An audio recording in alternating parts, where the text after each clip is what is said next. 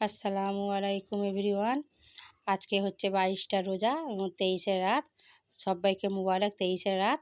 তো আজকে নিয়ে চলে আসলাম আবার ইফতারের থালের কাছে বসে পড়েছি। দেখতে পাচ্ছেন মশাল্লা পাতা আছে।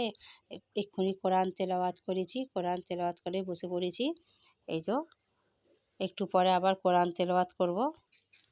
আজকে আমাদের ইফতারের থাল দেখতে পাচ্ছেন যৎসামান্য আয়োজন করা হয়েছে।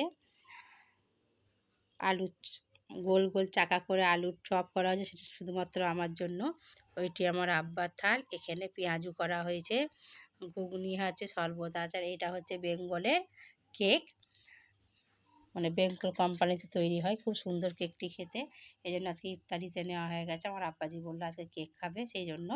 তো আপনারা আমার ইফতারি দেখুন, আমার ইউটিউব দেখুন, ইউটিউবের চ্যানেল দেখুন, ফেসবুক দেখুন, ইনস্টাগ্রাম দেখুন। বেশি বেশি করে শেয়ার করুন, লাইক করুন, কমেন্ট করুন।